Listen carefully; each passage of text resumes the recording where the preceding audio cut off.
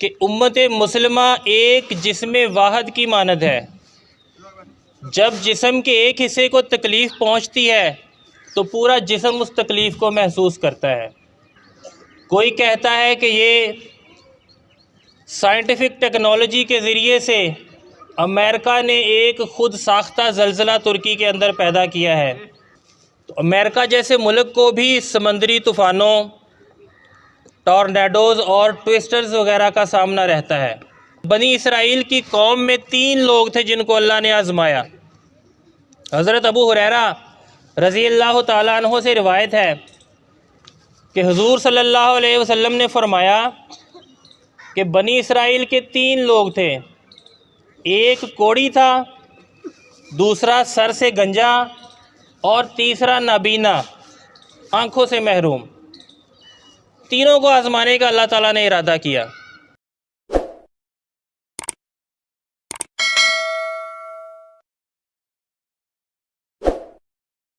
औज़ु बिल्लाहि मिनश शैतानिर रजीम, बिस्मिल्लाहिर रहमानिर रहीम।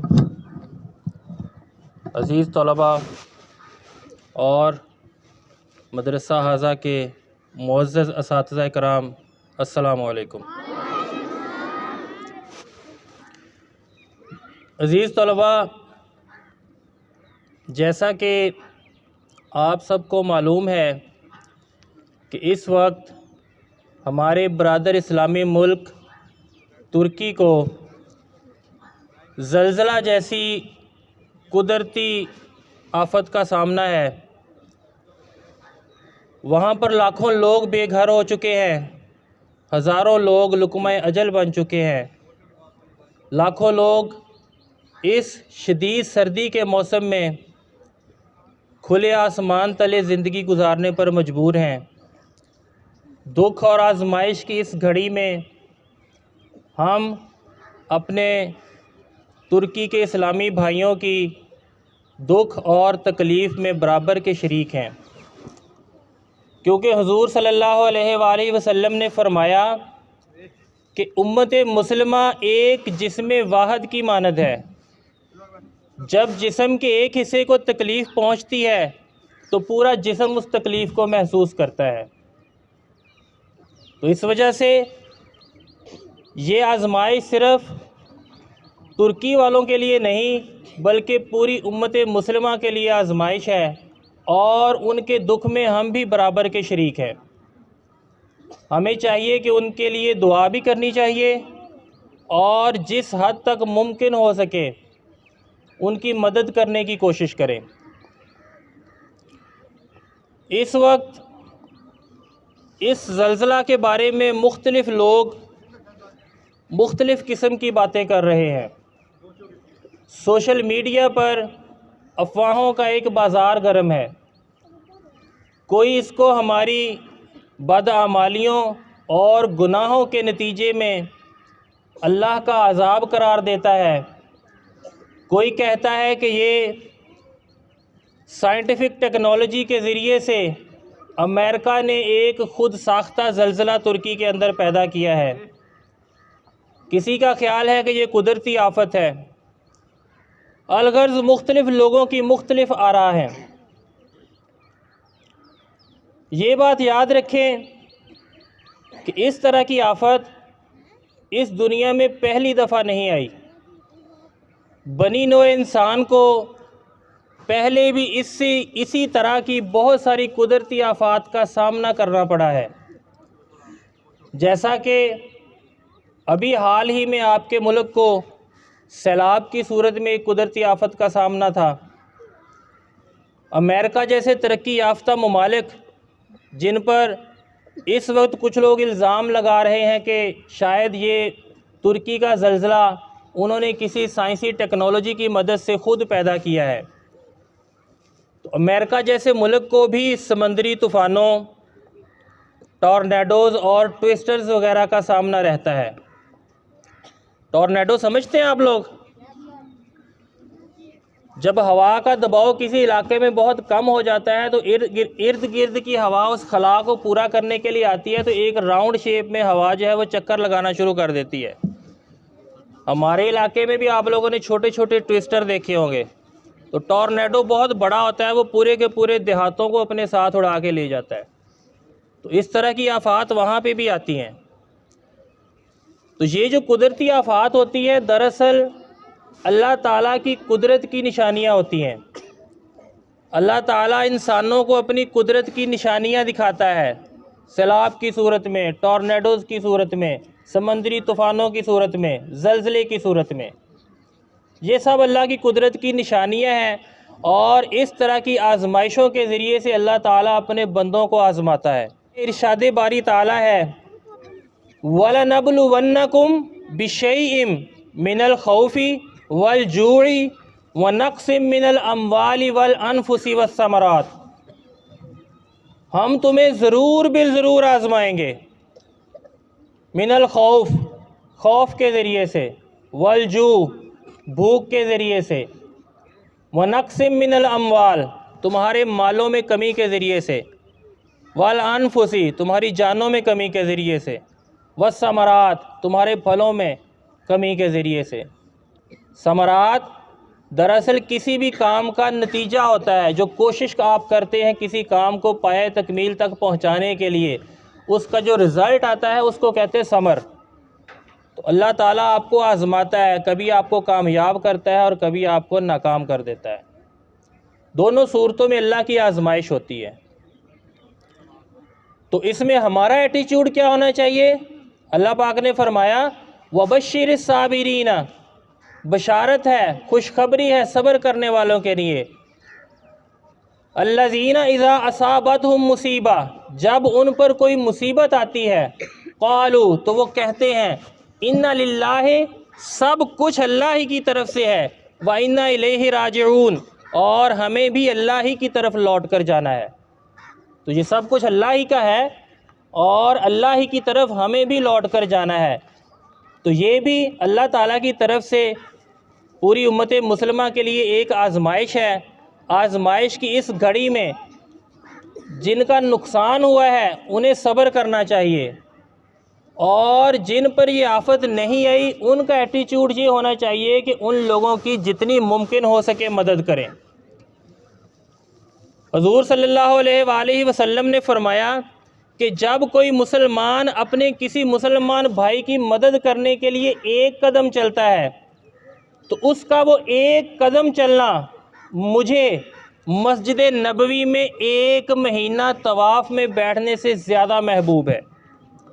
यानी किसी मुसलमान भाई की मदद करना अल्लाह ताला को इस हद तक और इस दर्जा तक पसंद है।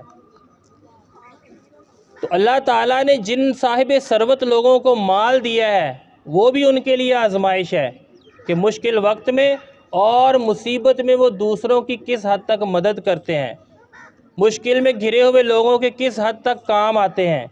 जो माल हमारे पास ज़रूरत से ज़्यादा होता है उसमें यतीमों, मस्कीनों और मुसीबत ज़दा लोगों का हक होता है।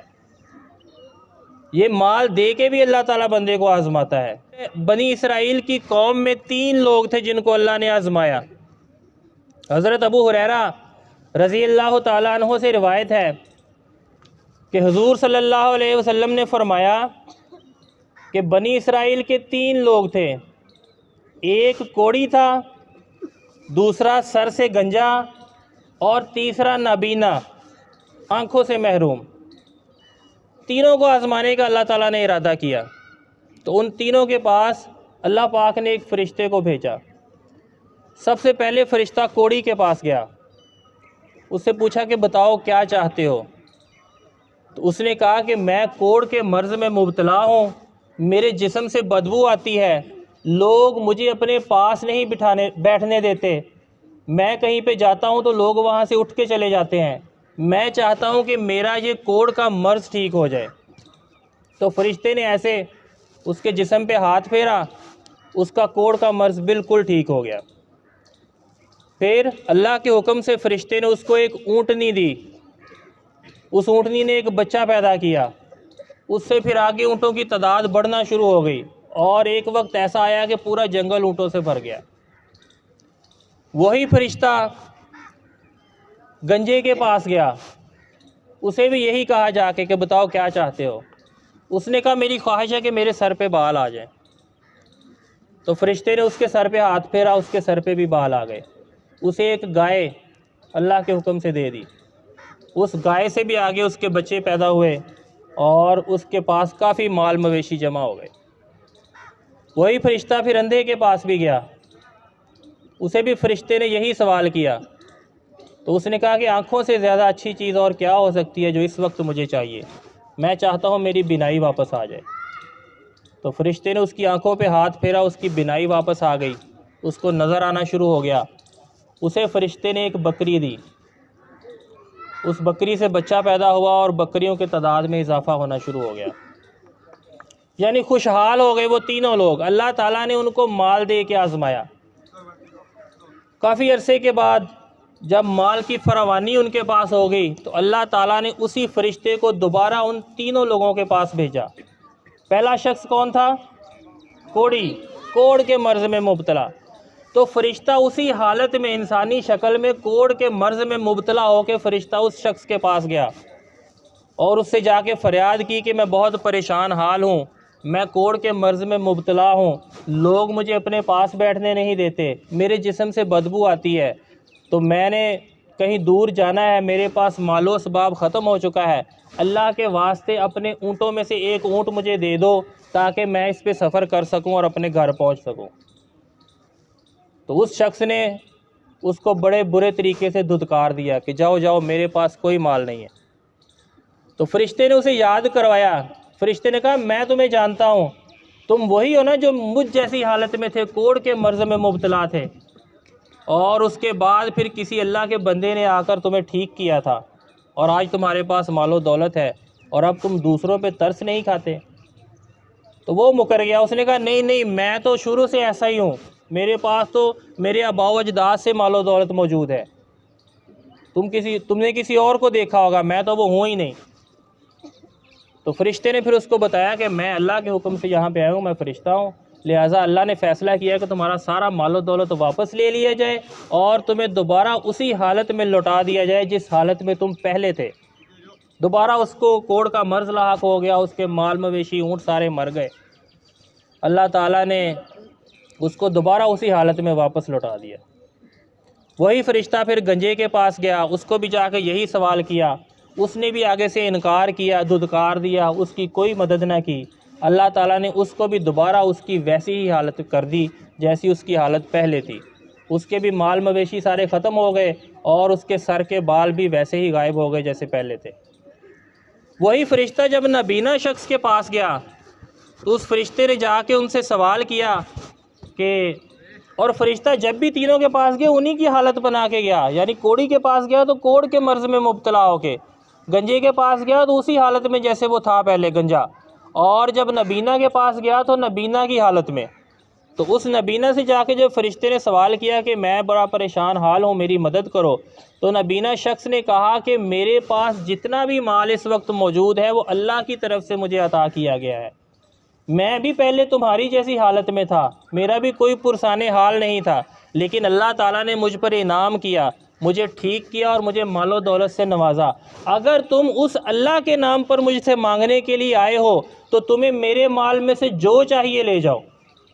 और उसने कहा कि अगर तुम मेरा सारा माल भी ले जाओगे तो मुझे उस पर कोई पशेमानी नहीं होगी, क्योंकि ये सब कुछ जो आज मेरे पास है वो अल्लाह की तरफ से अता किया गया है, मेरे पास तो कुछ भी नहीं था।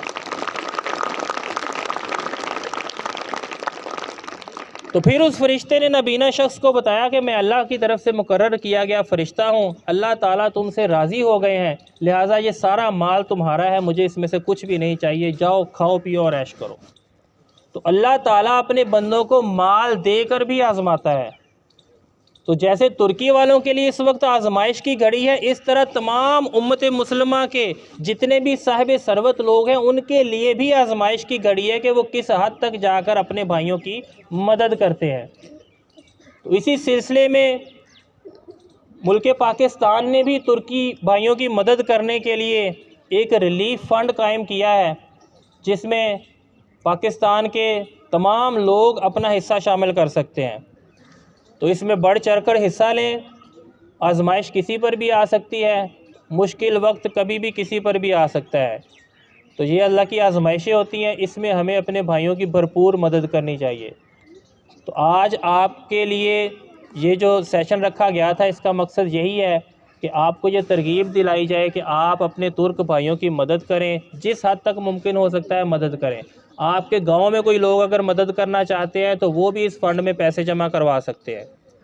तो लिहाजा आज से आप इसको शुरू कर दें। जैसे ही हमारे पास मुनासिब मिकदार में फ़ंड्स इकट्ठे हो जाएंगे, हम उसके कंबल और कुछ साजो सामान ख़रीद कर तो अपने तुर्क भाइयों की मदद के लिए रवाना कर देंगे।